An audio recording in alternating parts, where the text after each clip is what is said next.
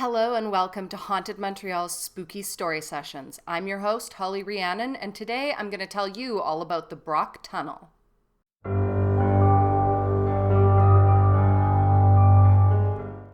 With over 350 documented ghost stories, Montreal is one of the most haunted cities in Canada, if not all of North America. Haunted Montreal is dedicated to researching these paranormal tales, and our channel brings you new videos in both French and English every second Saturday. Today we examine Montreal's abandoned Brock Tunnel. Set discreetly beside a highway exit ramp, the tunnel has been abandoned since the 1970s. Today, the creepy arched passageway is rumored to be haunted. But before we get into today's story, please remember to like, subscribe, and hit the bell button so you get notified every time we have a new tale to share. And hey, if you are already subscribed, a big thank you, welcome back, we are happy to see you again. Now, without further ado, let's get spooky.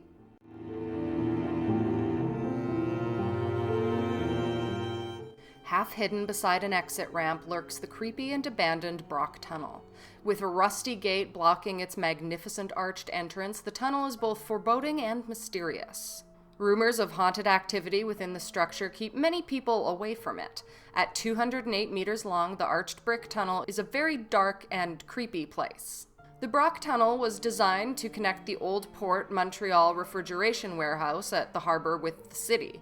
Opened in 1895, another purpose was to speed up the transfer of merchandise being offloaded from the ships into the city. Now sealed off on the port end, the tunnel is used by urban explorers and ghost hunters due to its haunted reputation.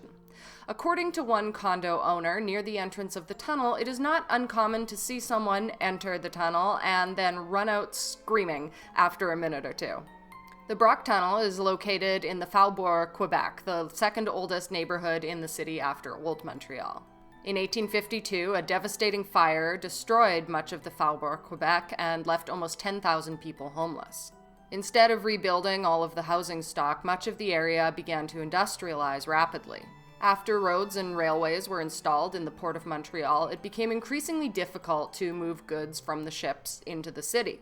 Stevedores often had to wait for trains to pass, causing significant delays in offloading the ships and bringing products to market. This was especially important for perishable goods being stored in the Port of Montreal refrigeration warehouse. Port officials decided that tunneling under the infrastructure would be the best option to speed up maritime operations.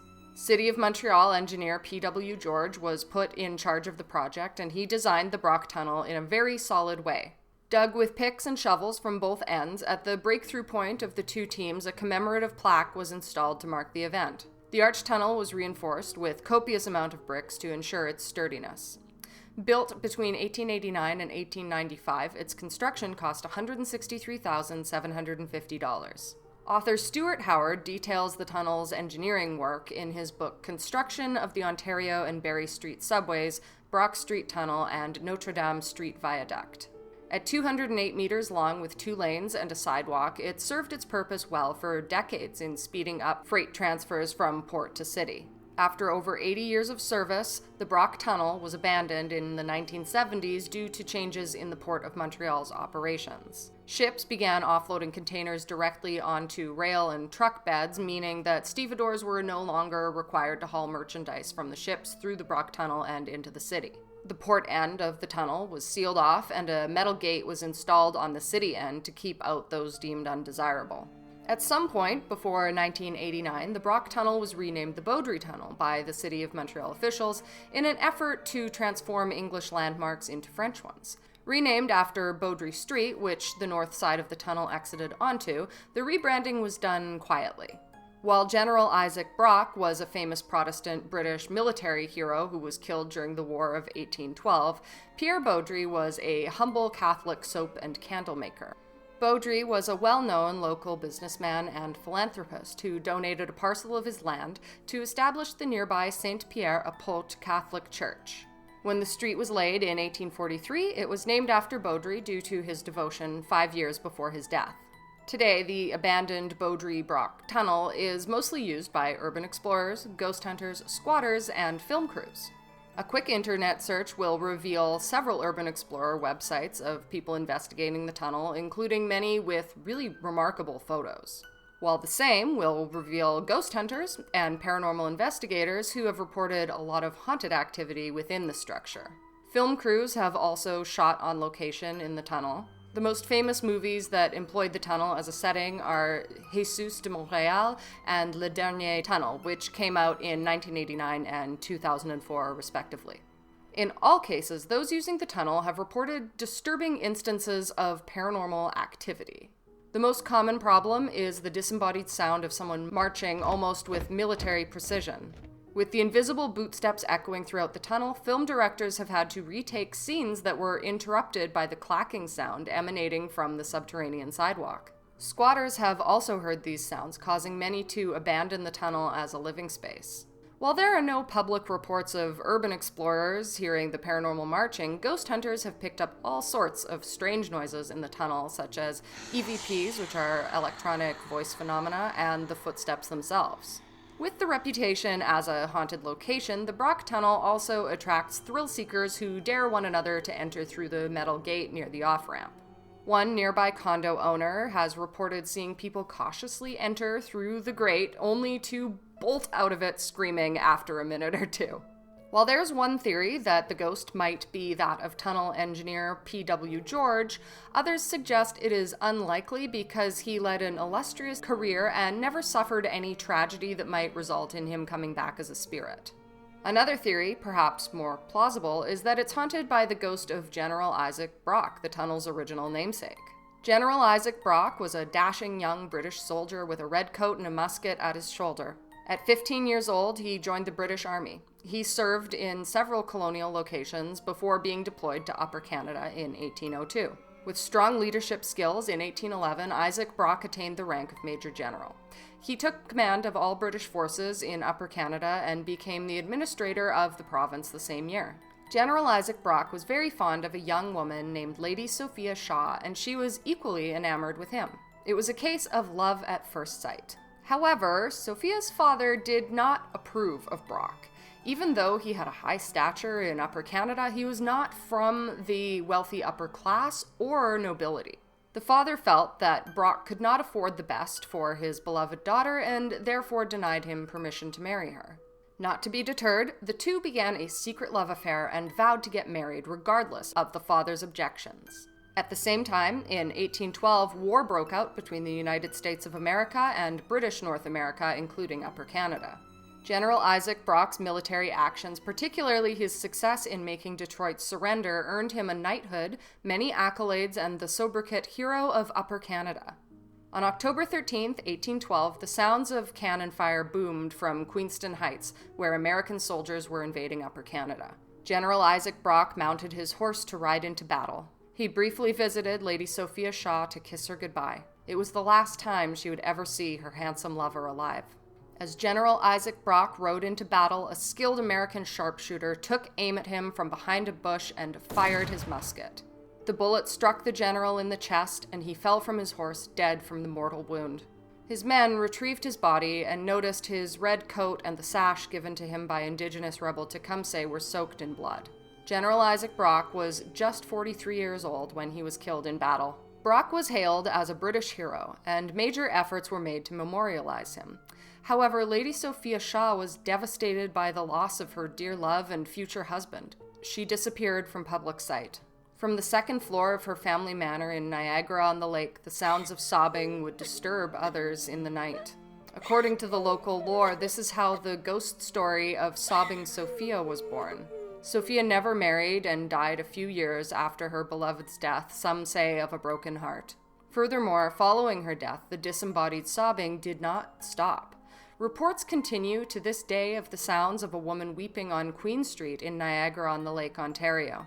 The sobbing noises emanate from the second floor of her old family home, which today is a popular bed and breakfast called Brockamore Manor. The proprietors of Brockamore Manor have even erected an artwork of Sobbing Sophia. They embraced the ghost legend, no doubt increasing sales from the haunted tourism industry's many clients.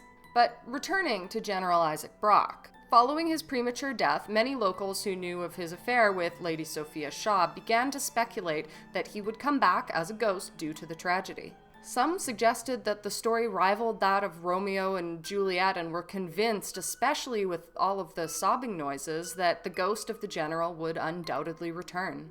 Meanwhile, the British government commemorated General Isaac Brock and his legacy as much as possible. An elaborate monument and park were prepared for him on the battlefield of Queenstown Heights where he had died. Officials even transferred his corpse to the monument to be reinterred. Brock University and the city of Brocktown, Ontario were also named in his honor. Montreal's Brock Tunnel was yet another example of the many efforts made to commemorate the famous British general. And so a legend was born that the ghost of General Isaac Brock indeed returned, haunted by his inability to marry his beloved Lady Sophia Shaw. Many reported seeing his spirit wandering the site where he was killed in Queenstown Heights. The theory as to why he may be haunting the Brock Tunnel, named in his honor, has to do with it being rebranded as the Beaudry Tunnel.